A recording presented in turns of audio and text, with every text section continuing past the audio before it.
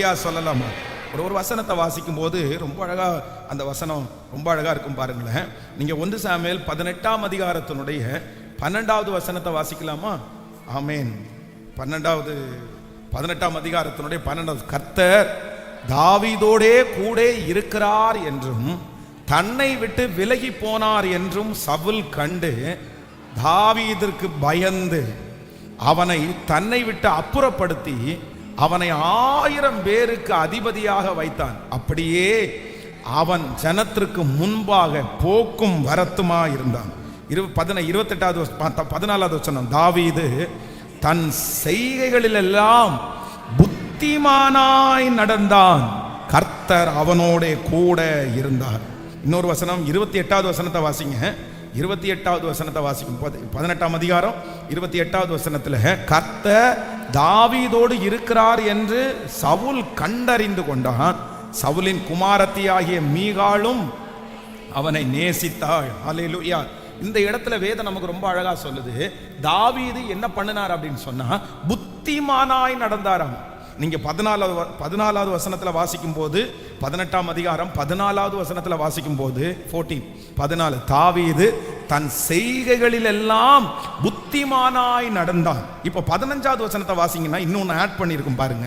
15வது வசனத்தை வாசிக்கும் போது அவன் மகா புத்திமானாய் நடக்கிறதை சவுல் கண்டு. ஹல்லேலூயா. ஃபர்ஸ்ட் எப்படி நடந்தாராமா? புத்திமானாய். இரண்டாவது எப்படி நடந்தாராமா?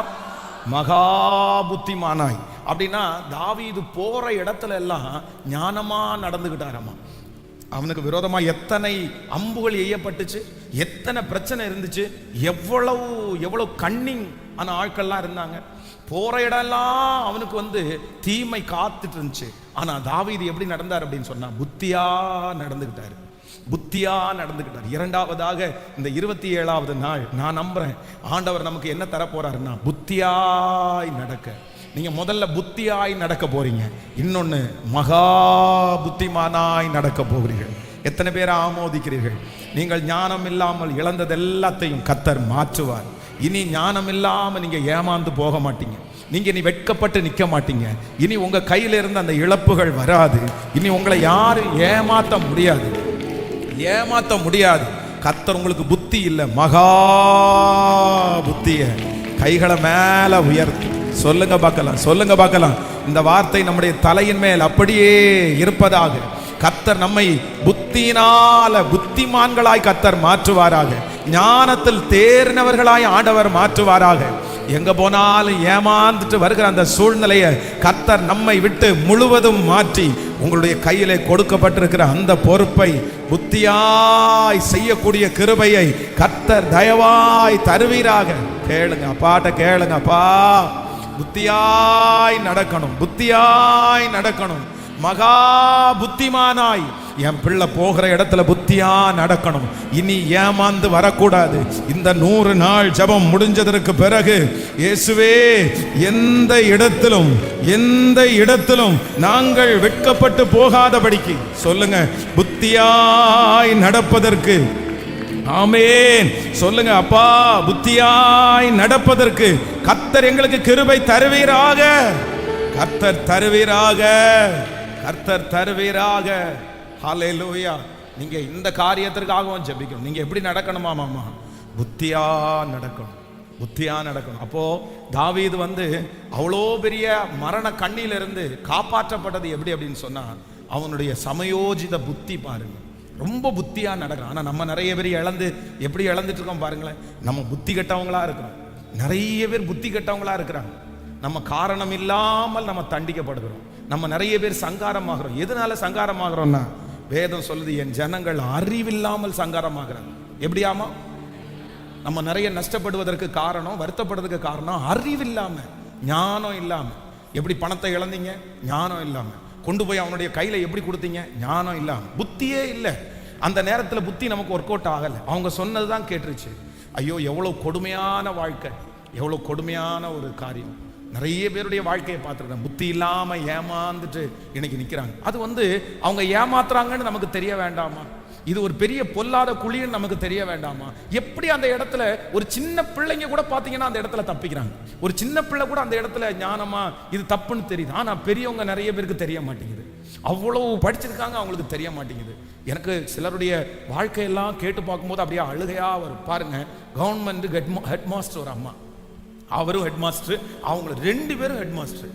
ஆனா அவங்களுக்கு வந்து கன்னியாகுமரி மாவட்டத்தில் 1.5 கோடி ரூபாய்க்கு ஒரு வீடு இருக்குது. 2 பேருமே அவங்க பிள்ளைங்க 2 பேரும் அவங்களும் டாக்டர். ஆனா இவங்க வந்து கூட படிக்கிற அந்த டீச்சர் வந்து சொல்றாங்க, இந்த மாதிரி பேங்க்ல கொஞ்சம் நகை இருக்காமா, அது ஏலம் போடுறாங்க, நீங்க வேணா வாங்கிக்கிறீங்களா அப்படின்னு சொல்லி. அப்படின்னா 50 லட்சம் ரூபாய் நகை வந்து 15 லட்சம் ரூபாய்க்கு கிடைக்கணுமா? எவ்வளவு லட்சம் ரூபாய்? 50 லட்சம் ரூபாய் நகை 45 லட்சம் ரூபாய் கிடைச்சுன்னா பரவாயில்ல, சரி ஓரளவு ஏதோ அர்ஜென்ட்ல பண்றாங்கன்னு வைக்கலாம்.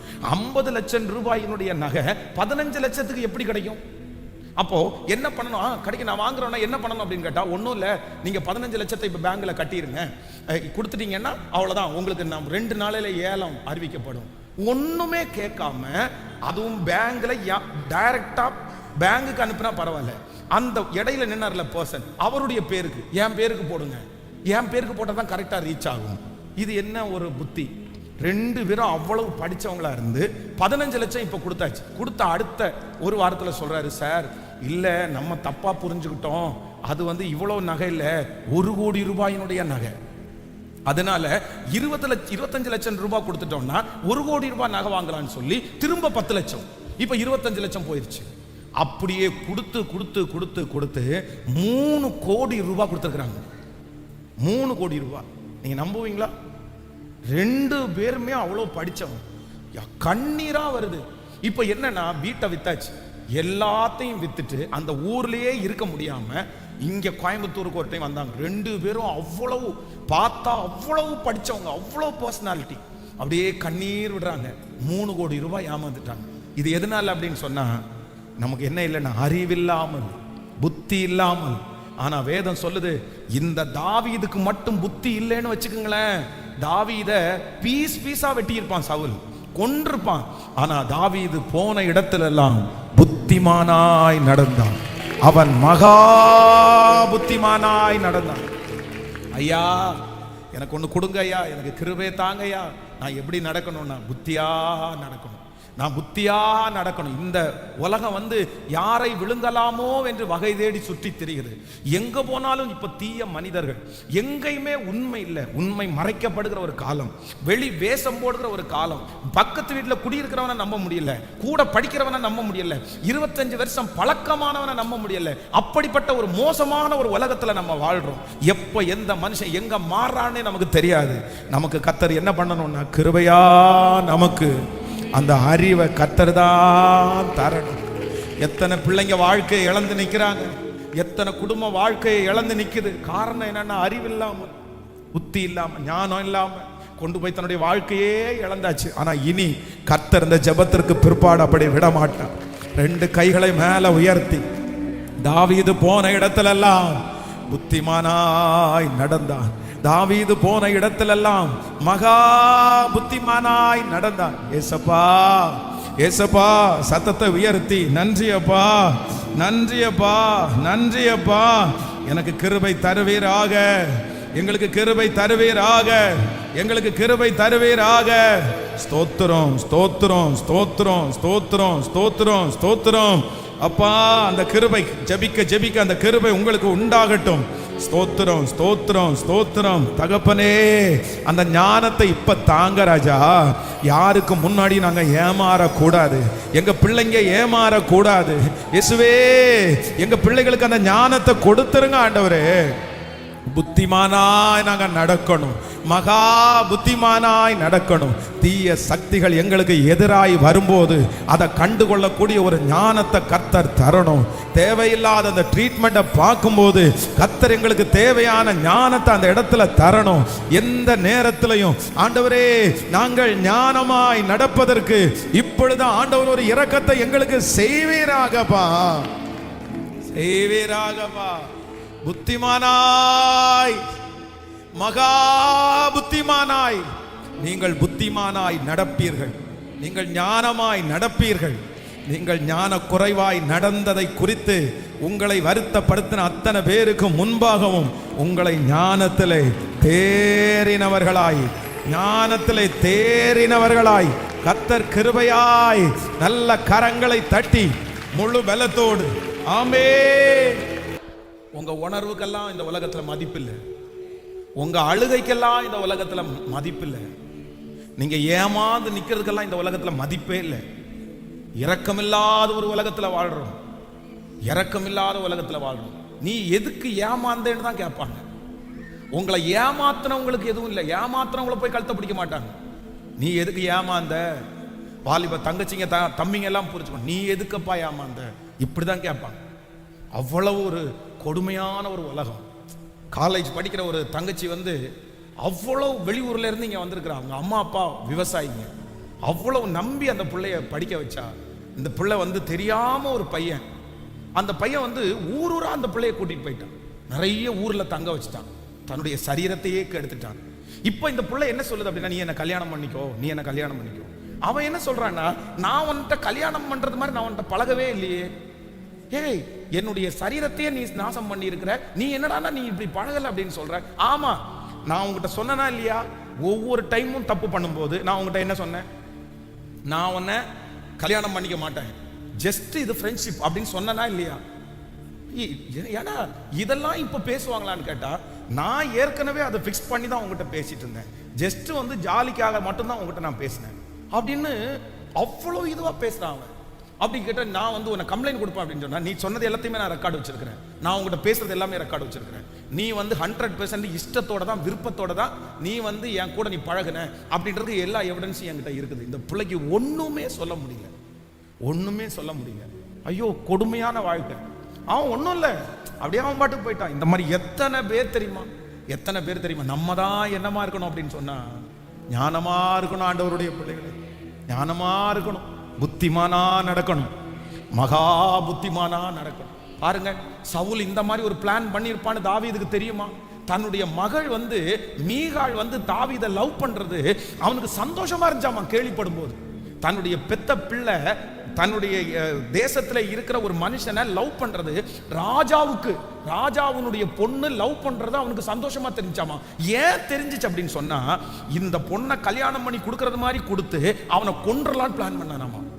அப்போ இப்படிப்பட்ட ஒரு மாமனாருடைய கையில இருந்து தப்பு வைக்கிறது எவ்வளவு பெரிய விஷயமா. ஆனா வேதம் சொல்லுது, தாவீது போன இடத்துல எல்லாம் புத்திமானாய் கர்த்தர் அவனோடு இருந்தார், அவன் புத்திமானாய் நடந்து கொண்டான். ஐயா, எனக்கு கிருபை தாங்கப்பா, எனக்கு கிருபை தாங்கப்பா. என்னதான் நீங்க ஸ்பிரிச்சுவல்ல இருந்தாலும் நல்லா நினைச்சுக்குங்க, ஸ்பிரிச்சுவல் அப்படின்றது ஒண்ணு, அகைன் இந்த கெஸ்டிங் ஸ்பிரிட் அப்படின்றது ஒண்ணு. ரொம்ப இத ஆண்டவருடைய பிள்ளைகள் இதை கொண்டு போய் கன்ஃபியூஸ் பண்ணிடக்கூடாது. சிலர் என்ன பண்ணுவாங்கன்னா, இங்க இருந்து ஜெபம் பண்ணிட்டு போவாங்க, போகும்போதே ஒரு நல்ல வசனம் கிடைக்கும், நீ செய்யறது நல்லா இருக்கும் அப்படின்னு சொன்ன உடனே இவங்க எதையுமே யோசிக்க மாட்டாங்க. அதுதான் ஆண்டவர் வசனத்துல பேசிட்டார்ல, அவ்வளவுதான் கர்த்தர் சித்தம் அப்படின்னு. அங்க எல்லாம் ஏட்டிக்கு பூட்டியா இருக்கும், வித்தியாசமா இருக்கும். அது ஒரு பார்ட்டு, இது ஒரு பார்ட்டு. அதனால ஆண்டவர் நம்மோட பேசுவார், அதே நேரத்தில் நமக்கு புத்தியாய் நடந்துக்கக்கூடிய ஞானத்தை தருவார். அதனால நீங்க ஒவ்வொருத்தரும் இன்னைக்கு ஜெபிக்கணும். இந்த 100 நாள் முடிகிறதுக்குள்ள கர்த்தர் உங்களை எப்படி நடத்தணும்னா, மகா புத்திமானா, உங்க பிள்ளைகளை மகா புத்திமானா ஆண்டவர் அப்படி செய்வாராக. அந்த ஞானத்தை கர்த்தர் கிருபையாய் தருவாராக. மூணாவது ஒரு காரியத்தை கூட ஜெபம் பண்ணி இன்னைக்குள்ள வாக்குத்தத்தத்துக்கு முடியல அப்படின்னா உட்கார்ந்துக்கலாம், தப்பு இல்லை. இன்னைக்கு மூன்றாவது ஒரு காரியத்தை என்ன அப்படின்னு சொன்னா, நம்மை கொண்ட ஆண்டவர் செய்ய போகிறது, நம்முடைய விஷன், நம்முடைய எதிர்காலம் என்ன அப்படின்றத நம்ம கண்டுபிடிக்கக்கூடிய ஞானத்தை ஆண்டவர் தரணும். இப்போ எலியாவை குறித்து வேதம் சொல்லுது, போய் சுருண்டு போய் ஒரு இடத்துல படுத்துட்டாரு. படுத்து என்ன ஜெபம் பண்றாரு அப்படின்னு சொன்னா, என்னை எடுத்துக்குங்க ஆண்டவரே அப்படின்னு ஜெபம் பண்றாரு. அப்படின்னா சாகணும்னு சொல்றாரு, தான் சாக வேண்டும் என்று கோரி. ஆனா ஒண்ணு நினைச்சுக்குங்க, இந்த எலியாவுக்கு இந்த உலகத்துல என்ன இல்லை அப்படின்னா சாவே, சொல்லுங்க, சாவே இல்லை. ஏன் அப்படின்னா எலியாவை ஆண்டவர் சுழல் காற்றிலே கர்த்தர் எடுத்துக்கொண்டார். இவனுடைய தரிசனம் கர்த்தர் எலியாவை இந்த உலகத்துல வச்சிருக்கிறதுக்கு காரணம் என்னன்னா, நீ மரணத்தை ருசி பார்க்க மாட்டப்பா, உனக்கு சாவு வராதுப்பா, நீ சாக மாட்டப்பா, உன்னை நான் எடுத்துக்கதான் செய்வேன். இந்த அறிவு இந்த மனுஷனுக்கு இருந்துருந்துச்சுன்னா நான் நம்புறேன் போய் படுத்து கிடந்துட்டு அவர் சாக வேண்டும் என்று கூறி என்னை கொன்றுங்கன்னு ஜெபம் பண்ணிட மாட்டாரு. அப்போ ஆண்டவருடைய பிள்ளைகளே, பிசாசுனுடைய பெரிய தந்திரம் என்ன அப்படின்னா, உங்களை கொண்டு ஆண்டவர் என்ன செய்ய போறாருன்றதை மறைச்சிருவான்.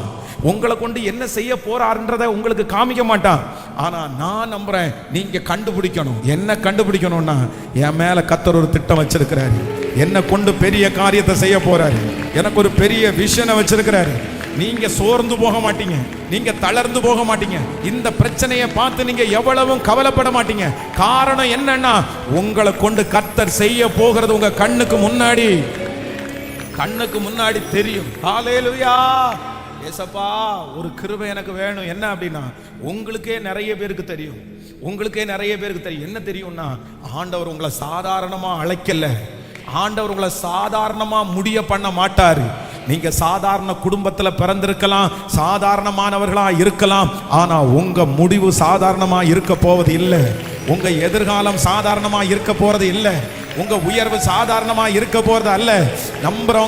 நம்புறவங்க கைகளை தட்டி, கர்த்தர் உங்களை கொண்டு பெரிய காரியத்தை அந்த விஷனை ஆண்டவர் எனக்குள்ள வைப்பாராக, அந்த தைரியத்தை ஆண்டவர் எனக்குள்ள வைப்பாராக. ஆமென். அந்த வெற்றியை ஆண்டவர் எனக்குள்ள வைப்பாராக. நீங்க என்ன ஆக போறீங்க, நீங்க யார் அப்படின்றத கர்த்தர் வெளிச்சம் போட்டு காமிப்பாரு. விசுவாசிக்கிறீங்களா இல்லையா? அது உங்களுக்குள்ளே வரும், நான் நம்புறேன். இந்த ஜெபம் பண்ணும் போதே உங்களுக்குள்ள வரும். என்ன வரும் அப்படின்னு சொன்னா, நான் நார்மலான ஒரு பர்சன் இல்லை, என் மேல ஆண்டவர் ஒரு பெரிய லட்சியத்தை ஆண்டவர் வச்சிருக்கிறார். இந்த விஷன் மட்டும் உங்களுக்குள்ள வந்துச்சு அப்படின்னா, நீங்க எல்லாத்தையுமே சமாளிப்பீங்க, நீங்க எல்லாத்தையுமே தாண்டி போவீங்க, நீங்க எல்லா இடத்துலயும் ரொம்ப அழகா நீங்க நடந்துக்குவீங்க. ஆனா நம்ம நிறைய பேர் இன்னைக்கு தோற்று போறதுக்கு காரணம் என்னன்னா, நம்மளை குறிச்சு நமக்கு என்ன பண்ணல, உங்களை குறித்து என்ன தெரியும் நினைக்கிறீங்க, உங்களை குறித்து உங்களுக்கு என்ன யோசனை இருக்குன்னு தெரியுங்க. ஒரு நிறைய பேருக்கு தங்களை குறித்து இருக்கிறது மொத்தம் நெகட்டிவா தான் இருக்கு, எதிர்மறையா தான் இருக்குது. ஐயோ, நான் ஒரு உதவாக்காரங்க, நான் ஒண்ணுக்கும் ஆகாதவங்க, நம்ம என்னத்தை பண்ண போறோம், இங்கே கடந்து உலட்டி தெரிய வேண்டியதான், அவ்வளவுதான், விதி வந்தா செத்துட்டு போக வேண்டியதான். அப்படி இப்படி இருந்தா அப்ப எப்படி உங்களை ஆண்டவர் பயன்படுத்த முடியும்? எப்படி பயன்படுத்த முடியும்? யோசேப்புக்கு தெரியுது, என்ன தெரியுது அப்படின்னு சொன்னா, நான் இங்கே சிறைச்சாலையிலே உட்கார வேண்டியவன். அவனுக்கு அங்க என்ன குறைவு? சிறைச்சாலையில என்ன குறைவு? எல்லாமே அவனுக்கு இருக்குதாங்க. சிறைச்சாலையில அவன் தான் ஹெட். திருப்தியா இல்ல பாருங்க. இல்ல, என்ன கர்த்தர் அவனுக்குள்ள கொடுத்துக்கிற தரிசனம் வேற மாதிரி. நான் ராஜாவுக்கு முன்னாடி நிக்கணும், கர்த்தர் என்ன கொண்டு பெரிய காரியத்தை செய்ய போறாரு. நான் சிறைச்சாலையில உட்காரக்கூடியவன் அல்ல. நான் நம்புறேன், இந்த சத்தத்தை கேட்கிற ஆண்டவருடைய பிள்ளையே, உங்களுக்கு உயர்வு அது இல்ல, நீங்க அங்க உட்காரக்கூடியவர்கள் அல்ல. உங்க மேல ஆண்டவர் ஒரு பெரிய திட்டத்தை வச்சிருக்கிறாரு. இந்த திட்டத்தை அறிஞ்சிட்டீங்கன்னா நீங்க படுத்து கிடக்க மாட்டீங்க, நீங்க சோர்ந்து போக மாட்டீங்க. ஆமென். நீங்க எழும்பி சிலம்பம் பண்ண ஆரம்பிச்சிருவீங்க. கர்த்தர் உங்களை கொண்டு பெரிய காரியத்திற்காக எப்போ ஒரு தேவனுடைய பிள்ளை சீக்கிரமா எழும்புவாங்க, அந்த என்ன கொண்டு கர்த்தர் செய்ய போறார் என்ற அறிவு இருக்கணும், என் குடும்பத்தை கொண்டு செய்ய போறார் என்ற அறிவு இருக்கணும். நான் இந்த மாதிரி செய்வேன், நான் இந்த மாதிரி பண்ணுவேன், கர்த்தர் என் கைனாலே ஒரு கார் வாங்க உதவி செய்வாரு, என் கரத்தினாலே ஒரு வீடு கட்ட உதவி செய்வாரு, நான் வாழ்வேன், நான் 10 பேருக்கு சம்பளம் கொடுக்குற அளவுக்கு கர்த்தர் என்ன வைப்பாரு, சமுதாயத்தில் ஒரு உயர்ந்த இடத்துல கர்த்தர் என்ன வைக்க போறாரு, என்ன ஒரு பெரிய நோக்கத்துக்காக கர்த்தர் அழைச்சிருக்கிறாரு. இந்த ஃபெய்த்தை, இந்த விசுவாசத்தை உங்களுக்குள்ள தட்டி எழுப்புகிற ஆவியானவர். ஆமென்.